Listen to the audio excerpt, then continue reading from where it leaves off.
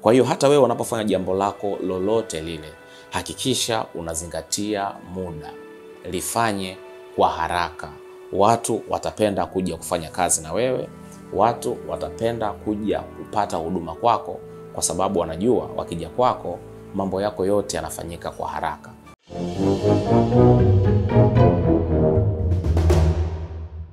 Hey rafiki yangu, karibu. Hii ni Success Path Network. Each one, teach one.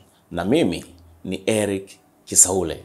Na leo basi tutakwenda kujifunza jinsi ya kuongeza thamani katika kila kitu au katika jambo unalolifanya. Narudia, jinsi ya kuongeza thamani katika jambo au kitu unachokifanya. Basi ukitaka kufanya jambo lolote, ni lazima kuna mambo inabidi uyazingatie ili yaweze kuletea thamani hicho kitu unachokifanya.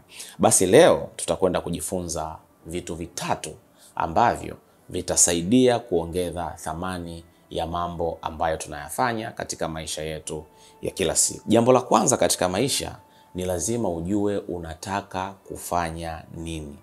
Yaani wewe unataka kufanya nini?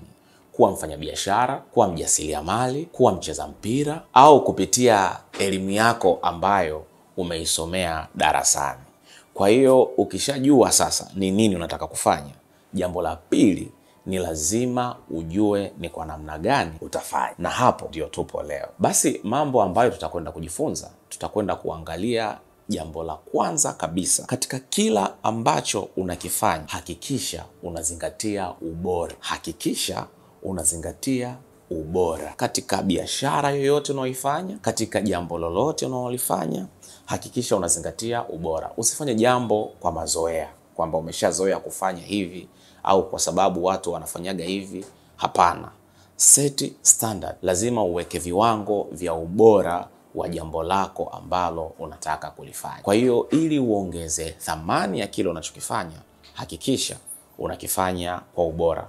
Usifanye kwa mazoea. Yaani watu waje kwako kutokana na ubora ambao unatoa katika kile ambacho unakifanya. Na jambo la pili, katika kile unachokifanya, hakikisha unafanya kwa uaminifu.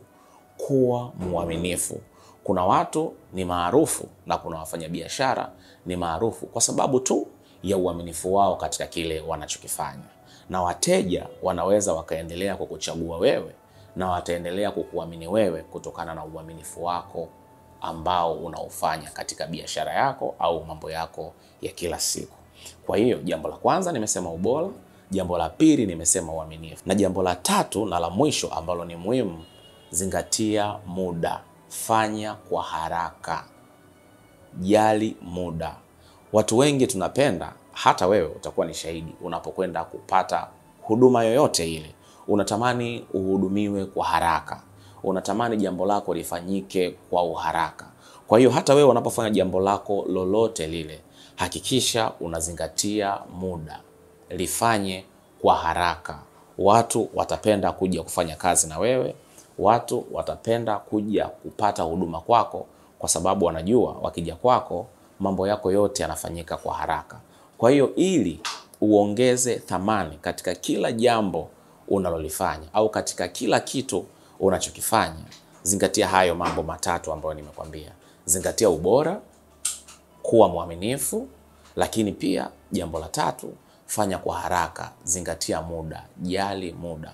Hayo mambo matatu ukiyazingatia yote katika jambo unalolifanya, na kuhakikishia utatimiza malengo yako na utafikia kila malengo ambayo utajiwekea, kwa sababu kila mtu anapenda kupata huduma ambayo iko bora, na kila mtu anapenda kufanya kazi na mtu mwaminifu, na kila mtu anapenda jambo lake liende haraka. Mimi leo ya kwangu yalikuwa hayo tu. Tukutane hapa siku nyingine. Jina langu ni lile lile, Eric Kisaule, Success Path Network. Each one, teach one. Asante.